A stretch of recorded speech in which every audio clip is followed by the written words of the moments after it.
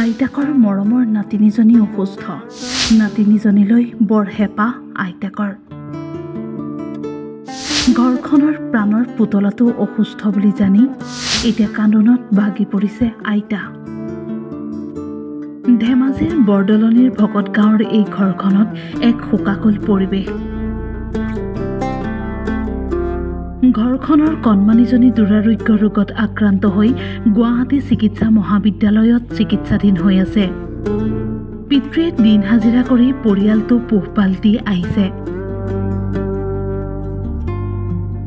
তেনে সময়তে কণমানিজনীৰ এই ৰোগৰ কথা জানিব পাৰি এতিয়া কান্দোনত ভাগি পৰিছে ককাক আইতাক।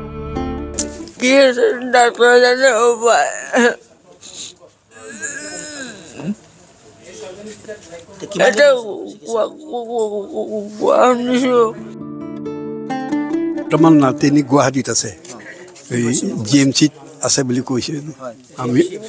আমি শুনাহে আৰু এতিয়া।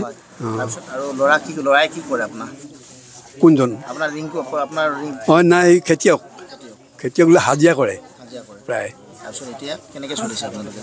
সি হাজিৰা কৰে মানে এই লাইনত মানুহক কাম কৰি দিয়ে। লাইনত কাম কৰি দিলে লাইন ইলেক্ট্ৰিচিটি সেইবোৰ ফিট কৰি দিয়ে। ঘৰবোৰ বিল্ডিং ৱায়াৰিং চোৱাৰিং কৰেগৈ ক'ৰবাত, সেইভাগে চলি আছোঁ আৰু। টকা পইচা কেনেকৈ যোগাৰ কৰিছে? টকা পইচা মানে ইয়াক আটাইখিনি গোটাই দিছোঁ অলপমান। নাতিনী কি হৈছে বুলি গম পাইছে? মই সেই কেঞ্চাৰ হৈছে বুলি ক'লে, কেঞ্চাৰ ব্লাড কেঞ্চাৰ হ'ল। ব্লাড কেঞ্চাৰ হ'ল বুলি কৈছে, সেইটোহে জানো আৰু। কণমানিজনীৰ চিকিৎসাৰ বাবে পিতৃক প্ৰয়োজন বহু ধনৰ। এই কথা গম পাই তেওঁলোকক সহায় কৰিবৰ বাবে এতিয়া ওলাই আহিছে গাঁওখনৰ বহু লোক।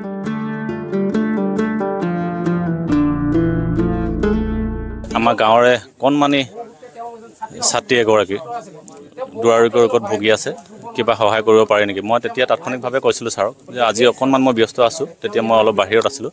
অহাকালি নাইতো পৰহি মই নিশ্চয় গৈ মোৰ সামৰ্থ্য অনুযায়ী মই যিমান দূৰ সম্ভৱ সহায় কৰিম। আৰু আজি পৰি ঘৰত আহিলোঁ। আহি মোৰ ফালৰ পৰা কিঞ্চিত আৰ্থিকভাৱে 50,000 টকা আগবঢ়াইছোঁ। এতিয়া সকলোৰে আশা সোনকালে সুস্থ হৈ উঠক ঘৰখনৰ প্ৰাণৰ পুতলাটো। ধেমাজিৰ পৰা জয়ন্ত বৰাৰ ৰিপৰ্ট, টাইমি।